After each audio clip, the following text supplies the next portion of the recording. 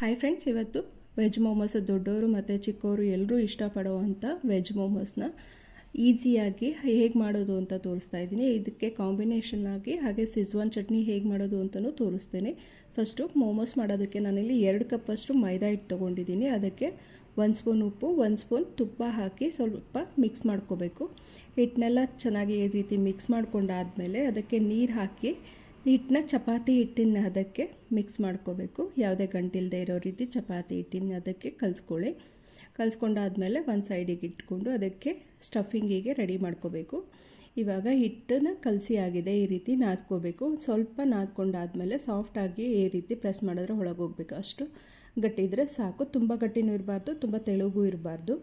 ಇವಾಗ ಒಂದು ಪ್ಲೇಟ್ ಮುಚ್ಚಿ ಸೈಡಿಗೆ ಇಟ್ಕೊಳ್ಳೋಣ. ಇದಕ್ಕೆ ಸ್ಟಫಿಂಗಿಗೆ ರೆಡಿ ಮಾಡ್ಕೋಬೇಕು. ನಾನಿಲ್ಲಿ ಸ್ಟಫಿಂಗಿಗೆ 2 ಈರುಳ್ಳಿ, 2 ಕ್ಯಾರೆಟು, 2 ಕ್ಯಾಪ್ಸಿಕಮು, ಒಂದು 15 ಬೀನ್ಸು ಹಾಗೆ ಒಂದು ಅರ್ಧ ಕ್ಯಾಬೇಜ್ ತೊಗೊಂಡಿದ್ದೀನಿ. ಇದಿಷ್ಟು ಈ ರೀತಿ ಚಾಪರಲ್ಲಿ ಕಟ್ ಮಾಡ್ಕೊಳ್ಳಿ, ಬೇಗನೆ ಆಗುತ್ತೆ.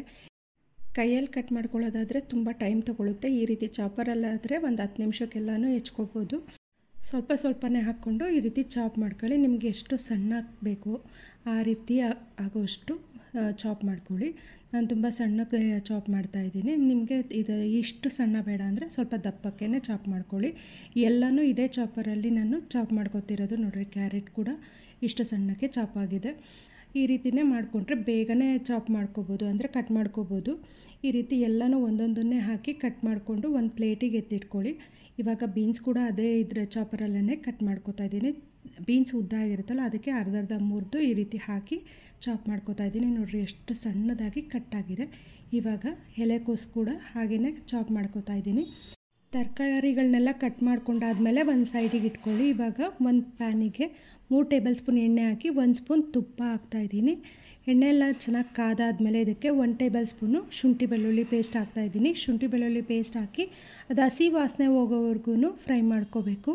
ಹಸಿ ವಾಸನೆ ಹೋದ್ಮೇಲೆ ಇದಕ್ಕೆ ಸಣ್ಣಗೆ ಹೆಚ್ಚಿರೋ ಅಂಥ ಈರುಳ್ಳಿ ಹಾಕಿ ಈರುಳ್ಳಿನ ಸಾಫ್ಟ್ ಆಗೋವರೆಗೂ ಫ್ರೈ ಮಾಡ್ಕೋಬೇಕು.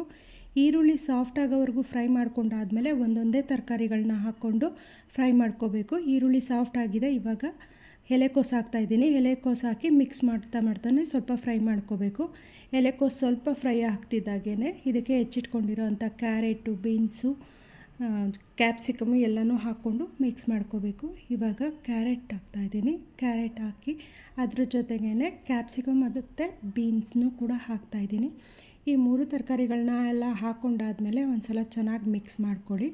ಈ ರೀತಿ ಚೆನ್ನಾಗಿ ಮಿಕ್ಸ್ ಮಾಡ್ಕೊಂಡಾದ್ಮೇಲೆ ಇದಕ್ಕೆ ತರಕಾರಿಗಳೆಲ್ಲ ಸ್ವಲ್ಪ ಮಿಕ್ಸ್ ಮಾಡಿಕೊಂಡು ಫ್ರೈ ಆದಮೇಲೆ ಇದಕ್ಕೆ ರುಚಿಗೆ ತಕ್ಕಷ್ಟು ಉಪ್ಪು ಹಾಕಬೇಕು. ನಾನಿಲ್ಲಿ ಇಷ್ಟು ತರಕಾರಿಗೆ 1.5 ಸ್ಪೂನಷ್ಟು ಉಪ್ಪು ಹಾಕ್ತಾಯಿದ್ದೀನಿ. ಹಾಗೆಯೇ ಸ್ವಲ್ಪ ಖಾರಕ್ಕೆ ಅಂತ ಕಾಳು ಮೆಣಸು ಪುಡಿ ಹಾಕ್ತಾಯಿದ್ದೀನಿ. ಅಚ್ಕಾರದ ಪುಡಿ ಅಥವಾ ಚಿಲ್ಲಿ ಎಲ್ಲ ಏನೂ ಹಾಕ್ತಾಯಿಲ್ಲ. ಕ್ಯಾಪ್ಸಿಕಮ್ ಇದೆ, ಅದ್ರ ಜೊತೆಗೆ 1 ಸ್ಪೂನಷ್ಟು ಕಾಳು ಮೆಣಸು ಪುಡಿ ಹಾಕ್ತಾಯಿದ್ದೀನಿ. 1 spoon soya sauce, 1 spoon ವಿನೆಗರು, 1 spoon tomato ketchup. ಇದಿಷ್ಟು ಹಾಕಿದ್ರೆ ಟೇಸ್ಟ್ ಮಾತ್ರ ತುಂಬ ಚೆನ್ನಾಗಿರುತ್ತೆ. ಸ್ಟಫಿಂಗ್ ಚೆನ್ನಾಗಿದ್ದರೆ ಮೋಮೋಸ್ ತಿನ್ನೋಕ್ಕೆ ಚೆನ್ನಾಗಿರುತ್ತೆ. ಇಲ್ಲಾಂದರೆ ಮೈದಾ ಹಿಟ್ಟಲ್ಲಿ ಮಾಡೋದ್ರಿಂದ ಅಷ್ಟು ತಿನ್ನೋಕ್ಕೆ ಟೇಸ್ಟ್ ಅನಿಸಲ್ಲ.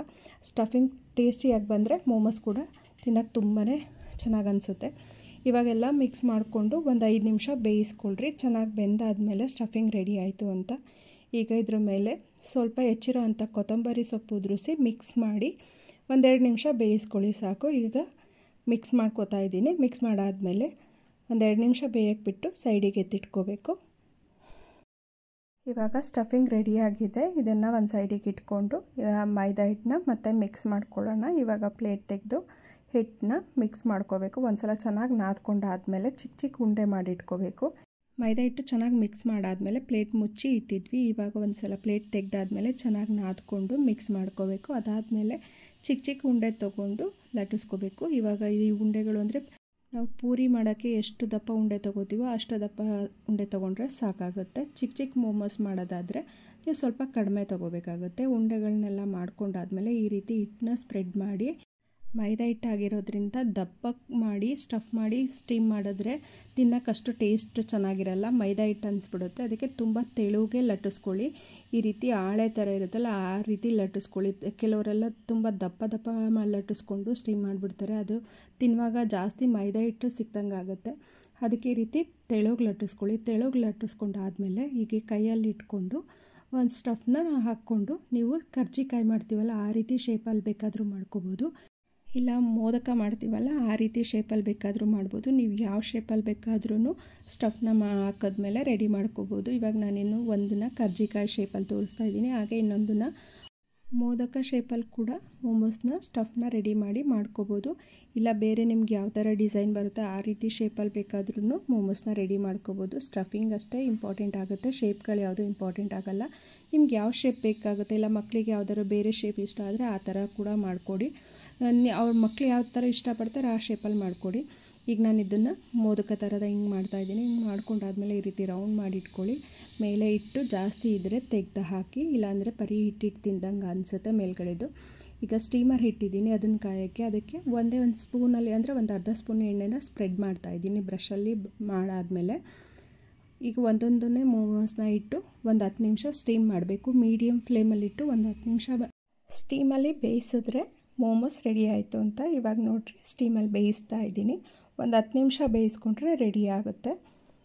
ಇವಾಗ ಆಲ್ಮೋಸ್ಟ್ ಆಗ್ತಾ ಬಂದಿದೆ. ಈಗ ನೋಡಿರಿ ಚೆನ್ನಾಗಿ ಬೆಂದಿದೆ ಮೋಮೋಸು. ಈಗ ಇದನ್ನು ಸರ್ವ್ ಮಾಡೋಣ. ನಾನಿಲ್ಲಿ ಇದಕ್ಕೆ ಕಾಂಬಿನೇಷನ್ ಆಗಿ ಸೆಜ್ವಾನ್ ಚಟ್ನಿ ಕೂಡ ಮಾಡಿದ್ದೀನಿ, ಅದನ್ನು ಕೂಡ ತೋರಿಸ್ತೀನಿ.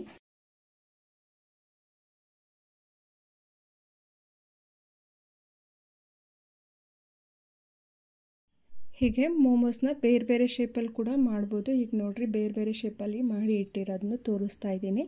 ಇದಕ್ಕೆ ಸೆಜ್ವಾನ್ ಚಟ್ನಿನ ಹಾಕಿ ಸರ್ವ್ ಮಾಡ್ತಾಯಿದ್ದೀನಿ. ಈಗ ಸೆಜ್ವಾನ್ ಚಟ್ನಿ ಹೇಗೆ ಮಾಡೋದು ಅಂತ ತೋರಿಸ್ತಿದ್ದೀನಿ. ಸೆಜ್ವಾನ್ ಚಟ್ನಿ ಮಾಡೋದಕ್ಕೆ ನಾನಿಲ್ಲಿ ಒಂದು ಬೌಲಿಗೆ 7-8 ಗುಂಟೂರು ಮೆಣಸಿನ್ಕಾಯಿ ಹಾಗೆ 7-8 ಬ್ಯಾಡಗಿ ಮೆಣಸಿನ್ಕಾಯಿ ಹಾಕ್ತಾಯಿದ್ದೀನಿ. ಬ್ಯಾಡಗಿ ಮೆಣಸಿನ್ಕಾಯಿಂದ ಕಲರ್ ಚೆನ್ನಾಗಿ ಬರುತ್ತೆ ಮತ್ತು ಟೇಸ್ಟ್ ಕೂಡ ಚೆನ್ನಾಗುತ್ತೆ. ಬೌಲಿಗೆ ಹಾಕಿದ್ಮೇಲೆ ನೀರು ಹಾಕಿ ನೆನೆಯಕ್ಕೆ ಬಿಡಬೇಕು. 1-2 ಗಂಟೆ ನೆಂದಾದಮೇಲೆ ಸಾಫ್ಟಾಗಿ ಆಗುತ್ತೆ ಮೆಣಸಿನ್ಕಾಯಿ ಸಾಫ್ಟ್ ಆದಮೇಲೆ ಮಿಕ್ಸಿಯಲ್ಲಿ ಹಾಕಿ ನುಣ್ಣಗೆ ರುಬ್ಕೋಬೇಕು. ಈಗ ಚಟ್ನಿಗೆ ಅಂತ ನಾನು 7-8 ಬೆಳ್ಳುಳ್ಳಿ ಎಸಳು ಹಾಗೆಯೇ 1 ಇಂಚಷ್ಟು ಶುಂಠಿನ ಹಾಕಿ ನುಣ್ಣಗೆ ಚಾಪ್ ಮಾಡ್ಕೊತಾ ಇದ್ದೀನಿ. ಅದಾದಮೇಲೆ 1 ಈರುಳ್ಳಿನ ಕೂಡ ಈ ರೀತಿ ಸಣ್ಣದಾಗಿ ಚಾಪ್ ಮಾಡ್ಕೊಂಡಿದ್ದೀನಿ. ಅದಾದಮೇಲೆ ಸ್ವಲ್ಪ ಕೊತ್ತಂಬರಿ ಸ್ಟೆಮ್ ಅಂದರೆ ಸೊಪ್ಪು ತೊಗೊಂಡಿಲ್ಲ, ಸೊಪ್ಪನ್ನೆಲ್ಲ ಬಿಡಿಸಿ ಅದರದ್ದು ಬೇರೆ ಥರ ಇರೋದು ಮಾತ್ರ ಕಾಂಡಗಳನ್ನ ತೊಗೊಂಡಿದ್ದೀನಿ. ಇವಾಗ ಹೇಗೆ ಮಾಡೋದು ಅಂತ ನೋಡೋಣ. ಒಂದು ಬಾಣಲೆಗೆ 4 ಟೇಬಲ್ ಸ್ಪೂನ್ ಎಣ್ಣೆ, 1 ಸ್ಪೂನ್ ತುಪ್ಪ ಹಾಕಿ ಕಾಯಕ್ಕೆ ಬಿಡಬೇಕು. ಎಣ್ಣೆ ಕಾದಾದಮೇಲೆ ಇದಕ್ಕೆ ಕತ್ತರಿಸಿಟ್ಕೊಂಡಿರೋ ಅಂಥ ಶುಂಠಿ ಬೆಳ್ಳುಳ್ಳಿನ ಹಾಕಿ ಹಸಿ ವಾಸನೆ ಹೋಗೋವರೆಗೂ ಫ್ರೈ ಮಾಡ್ಕೋಬೇಕು. ಶುಂಠಿ ಬೆಳ್ಳುಳ್ಳಿದು ಹಸಿ ವಾಸನೆ ಹೋಗೋವರೆಗೂ ಫ್ರೈ ಮಾಡ್ಕೊಂಡಾದಮೇಲೆ ಸಣ್ಣಗೆ ಹೆಚ್ಚಿರೋ ಅಂಥ ಈರುಳ್ಳಿ ಹಾಕಿ ಫ್ರೈ ಮಾಡ್ಕೋಬೇಕು. ಈರುಳ್ಳಿ ಸಾಫ್ಟ್ ಆಗೋವರೆಗೂ ಚೆನ್ನಾಗಿ ಫ್ರೈ ಮಾಡ್ಕೊಂಡಾದಮೇಲೆ ಹೆಚ್ಚಿಟ್ಕೊಂಡಿರೋ ಅಂಥ ಕೊತ್ತಂಬರಿ ಸ್ಟೆಮ್ನ ಹಾಕಿ ಅದನ್ನು ಫ್ರೈ ಮಾಡ್ಕೋಬೇಕು. ಅದು ಫ್ಲೇವರಿಗೋಸ್ಕರ ಮತ್ತು ಟೇಸ್ಟ್ ಚೆನ್ನಾಗಿ ಬರುತ್ತೆ ಅಂತ ಹಾಕಿರೋದು. ಸೊಪ್ಪು ಹಾಕಬಾರ್ದು, ಸ್ಟೆಮ್ ಮಾತ್ರ ಹಾಕಬೇಕು. ಈಗ ಚೆನ್ನಾಗಿ ಫ್ರೈ ಮಾಡ್ಕೊಂಡಾದಮೇಲೆ ರುಬ್ಬಿಟ್ಕೊಂಡಿರೋ ಅಂಥ ಮೆಣಸಿನ್ಕಾಯಿ ಪೇಸ್ಟ್ನ ಹಾಕಿ ಮಿಕ್ಸ್ ಮಾಡ್ತಾ ಬೇಯಿಸ್ಕೋಬೇಕು. ಚೆನ್ನಾಗಿ ಮೆಣಸಿನ್ಕಾಯಿ ಪೇಸ್ಟ್ನ ಈರುಳ್ಳಿ ಶುಂಠಿ ಬೆಳ್ಳುಳ್ಳಿ ಜೊತೆ ಎಲ್ಲ ಚೆನ್ನಾಗಿ ಮಿಕ್ಸ್ ಮಾಡ್ಕೊಂಡಾದಮೇಲೆ ಒಂದು 10 ನಿಮಿಷ ಮೀಡಿಯಮ್ ಫ್ಲೇಮಲ್ಲಿ ಬೇಯಿಸ್ಕೋಬೇಕು. ಅದಾದಮೇಲೆ ಒಂದು 5 ನಿಮಿಷ ಲೋ ಫ್ಲೇಮಲ್ಲಿಟ್ಟು ಬೇಯಿಸ್ಕೋಬೇಕು. ಶುಂಠಿ ಬೆಳ್ಳುಳ್ಳಿ ಮತ್ತು ಮೆಣಸಿನ್ಕಾಯಿ ಎಲ್ಲ ಚೆನ್ನಾಗಿ ಫ್ರೈ ಆಗಿ ಎಣ್ಣೆ ಬಿಟ್ಕೋಬೇಕು. ಅಲ್ಲಿವರೆಗೂ ಇದನ್ನು ಮೆಣಸಿನ್ಕಾಯಿ ಪೇಸ್ಟ್ನ ಫ್ರೈ ಮಾಡ್ಕೋಬೇಕು. ಇದಕ್ಕೆ ಜಾರಲ್ಲಿರೋಂಥ ಸ್ವಲ್ಪ ಮೆಣಸಿನ್ಕಾಯಿ ಪೇಸ್ಟಿಗೆ ಸ್ವಲ್ಪ ನೀರು ಹಾಕಿ ಮಿಕ್ಸ್ ಮಾಡಿ ಬಾಣಲಿಗೆ ಹಾಕ್ಕೊಂಡು ಮತ್ತೆ ಮಿಕ್ಸ್ ಮಾಡಿ ಬೇಯಕ್ಕೆ ಬಿಡಬೇಕು. ಎಣ್ಣೆ ಎಲ್ಲ ಚೆನ್ನಾಗಿ ನೀಟಾಗಿ ಸುತ್ತ ಬಿಡಕ್ಕೆ ಬರುತ್ತಲ್ಲ, ಆವಾಗ ಚಟ್ನಿ ರೆಡಿ ಆಯಿತು ಅಂತ. ಇದಕ್ಕೆ ಎಲ್ಲ ಚೆನ್ನಾಗಿ ಮಿಕ್ಸ್ ಮಾಡ್ಕೊಂಡಾದಮೇಲೆ ಇದಕ್ಕೆ 1 ಸ್ಪೂನ್ ಉಪ್ಪು, 3-4 ಚಮಚ ಸಕ್ಕರೆ ಹಾಕಬೇಕು. ಇದನ್ನು ಒಂದು 5 ನಿಮಿಷ ಚೆನ್ನಾಗಿ ಬೇಯಿಸ್ಕೊಂಡಾದಮೇಲೆ ಇದಕ್ಕೆ ಉಪ್ಪು ಮತ್ತು ಸಕ್ಕರೆ ಹಾಕ್ತಾಯಿದ್ದೀನಿ. ಇವಾಗ ಇದಕ್ಕೆ 1 ಸ್ಪೂನಷ್ಟು ಉಪ್ಪು ಹಾಗೆ 3 ಸ್ಪೂನು ಸಕ್ಕರೆ ಹಾಕ್ತಾಯಿದ್ದೀನಿ. ಜಾಸ್ತಿ ಉಪ್ಪು ಹಾಕಿದ್ರೆ ಉಪ್ಪಾದಂಗೆ ಆಗಿಬಿಡುತ್ತೆ. ಸಕ್ಕರೆ ಸ್ವಲ್ಪ ಜಾಸ್ತಿ ಆದ್ರೂ ಅಂದರೆ 1-2 ಸ್ಪೂನ್ ಜಾಸ್ತಿ ಆದ್ರೂ ನಡೆಯುತ್ತೆ. ಯಾಕಂದರೆ ಖಾರ ಇರುತ್ತಲ್ಲ ಮೆಣಸಿನ್ಕಾಯಿ ಎಲ್ಲ, ಆ ಖಾರ ಕೇಳಿಕೊಂಡು ಸ್ವಲ್ಪ ಖಾರ ಕಡಿಮೆ ಆಗ್ಬೋದು. ಟೇಸ್ಟು ಚೆನ್ನಾಗಿರುತ್ತೆ, ಸ್ವಲ್ಪ ಖಾರ ಕಡಿಮೆ ಆಗುತ್ತೆ ಅಷ್ಟೇ. ಆದರೆ ಉಪ್ಪು ಹಾಕಿದ್ರೆ ಜಾಸ್ತಿ ಉಪ್ಪಾದಂಗೆ ಆಗಿಬಿಡುತ್ತೆ. 1 ಸ್ಪೂನ್ ಉಪ್ಪು ಹಾಕಿ ಸಾಕು. ಇಷ್ಟು ಕ್ವಾಂಟಿಟಿಗೆ 1 ಸ್ಪೂನ್ ಉಪ್ಪು ಸಾಕಾಗುತ್ತೆ. ಹಾಗೆ 3-4 ಸ್ಪೂನ್ ಸಕ್ಕರೆ ಸಾಕು. ಇದೆಲ್ಲ ಚೆನ್ನಾಗಿ ಮಿಕ್ಸ್ ಆದಮೇಲೆ ಇದಕ್ಕೆ 1 spoon vinegar, 1 spoon soya sauce, 1 spoon tomato ketchup ಹಾಕಿ ಮಿಕ್ಸ್ ಮಾಡಿ ಒಂದು 5 ನಿಮಿಷ ಮತ್ತೆ ಬೇಯಿಸ್ಕೊಳ್ಳಿ. ಆವಾಗ ಸೆಜ್ವಾನ್ ಚಟ್ನಿ ನೀಟಾಗಿ ಟೇಸ್ಟಿಯಾಗಿ ರೆಡಿ ಆಗುತ್ತೆ ಅಂತ. ಈಗ ಮಿಕ್ಸ್ ಮಾಡ್ಕೊಂಡಾದಮೇಲೆ ಒಂದು 2-3 ನಿಮಿಷ ಮತ್ತೆ ಬೇಯಕ್ಕೆ ಬಿಡಿ. ಈಗ ನೋಡಿ ಸೈಡಲ್ಲೆಲ್ಲ ಸ್ವಲ್ಪ ಎಣ್ಣೆ ಬಿಡ್ತಾ ಬಂದಿದೆ. ಇದೆಲ್ಲ ಚೆನ್ನಾಗಿ ಬೆಂದಾದಮೇಲೆ ಫುಲ್ ನೀಟಾಗಿ ಎಣ್ಣೆ ಬಿಡ್ತಾ ಬರುತ್ತೆ. ಈಗ ಆಲ್ರೆಡಿ ಎಣ್ಣೆ ಬಿಡ್ತಾ ಬರ್ತಿದೆ. ಈ ರೀತಿ ಕುದಿಯುವಾಗ ಹಿಂಗೆ ನೋಡಿರಿ, ಇಲ್ಲಿ ಸೈಡಲ್ಲೆಲ್ಲ ಎಣ್ಣೆ ಬಿಡ್ತಾ ಬಂದಿದೆ. ಪೂರ್ತಿಯಾಗಿ ಎಣ್ಣೆ ಬಿಟ್ಟಾದಮೇಲೆ ಚಟ್ನಿ ರೆಡಿ ಆಯಿತು ಅಂತ ಇದನ್ನು 1 ತಿಂಗಳವರೆಗೂ ಸ್ಟೋರ್ ಮಾಡಿಟ್ಕೋಬೋದು. ಈಗ ನೋಡಿರಿ ನೀಟಾಗಿ ಎಣ್ಣೆ ಬಿಟ್ಕೊಂಡಿದೆ. ಇವಾಗ ಸೆಜ್ವಾನ್ ಚಟ್ನಿ ರೆಡಿಯಾಗಿದೆ. ಇದನ್ನು ಈಗ ಮೋಮೋಸ್ ಜೊತೆ ಸರ್ವ್ ಮಾಡ್ಬೋದು. ಮಿಕ್ಕಿದ ಚಟ್ನಿನ ಗ್ಲಾಸ್ ಜಾರಿಗೆ ಹಾಕಿ ಸ್ಟೋರ್ ಮಾಡಿಟ್ಕೊಳ್ಳಿ. ಈಗ ಸೆಜ್ವಾನ್ ಚಟ್ನಿ ಪೂರ್ತಿಯಾಗಿ ರೆಡಿಯಾಗಿದೆ. ಇದನ್ನು ಮೋಮೋಸ್ ಜೊತೆ ಸರ್ವ್ ಮಾಡ್ತಾಯಿದ್ದೀನಿ. ಈ ಸೆಜ್ವಾನ್ ಚಟ್ನಿ ಹೋಟೆಲಲ್ಲಿ ಅಥವಾ ರೆಸ್ಟೋರೆಂಟ್ಗಳಲ್ಲಿ ಅಥವಾ ಅಂಗಡಿಗಳಲ್ಲಿ ಬೈ ಮಾಡ್ತೀವಲ್ಲ ಚಟ್ನಿ, ಅದೇ ಥರ ಟೇಸ್ಟ್ ಇದೆ. ತುಂಬಾ ಚೆನ್ನಾಗಿದೆ. ಒಂದು ಸಲ ಈ ರೀತಿ ಟ್ರೈ ಮಾಡಿ ನೋಡಿ, ನೀವೇ ಮತ್ತೆ ಮತ್ತೆ ಮಾಡ್ಕೋತೀರಾ, ಅಷ್ಟು ಚೆನ್ನಾಗಿದೆ. ಈ ರೀತಿ ನಾನು ತೋರಿಸಿರೋ ರೀತಿ ಮಾಡಿಕೊಂಡ್ರೆ ಸೆಜ್ವಾನ್ ಚಟ್ನಿ ತೊಗೊಳ್ಳೋದೇ ಬಿಟ್ಬಿಡ್ತೀರಾ, ಅಷ್ಟು ಟೇಸ್ಟ್ ಚೆನ್ನಾಗಿದೆ. ಈಗ ಸೆಜ್ವಾನ್ ಚಟ್ನಿನ ಗ್ಲಾಸ್ ಜಾರ್ಗೆ ಹಾಕಿ ಸ್ಟೋರ್ ಮಾಡ್ತಾಯಿದ್ದೀನಿ. ನಾನು ಇದನ್ನು ಮೋಮೋಸ್ ಜೊತೆ ಸರ್ವ್ ಮಾಡಾದಮೇಲೆ ಇಷ್ಟು ಚಟ್ನಿ ಮಿಕ್ಕಿದೆ. ಇದನ್ನು ಗ್ಲಾಸ್ ಜಾರ್ಗೆ ಹಾಕಿ ಸ್ಟೋರ್ ಮಾಡಿ ಇಡ್ತಾಯಿದ್ದೀನಿ. ಇದು 1 ತಿಂಗಳವರೆಗೂ ಆರಾಮ್ಸೆ ಬರುತ್ತೆ. ಈ ಥರ ಒಂದು ಸಲ ಟ್ರೈ ಮಾಡಿ ನೋಡಿ. ಹಾಗೆ ಯಾರೆಲ್ಲ ಸಬ್ಸ್ಕ್ರೈಬ್ ಆಗದೆ ವೀಡಿಯೋಸ್ ನೋಡ್ತಿದ್ದೀರಾ, ಪ್ಲೀಸ್ ಸಬ್ಸ್ಕ್ರೈಬ್ ಆಗಿ, ಲೈಕ್ ಮಾಡಿ, ಶೇರ್ ಮಾಡಿ. Thank you.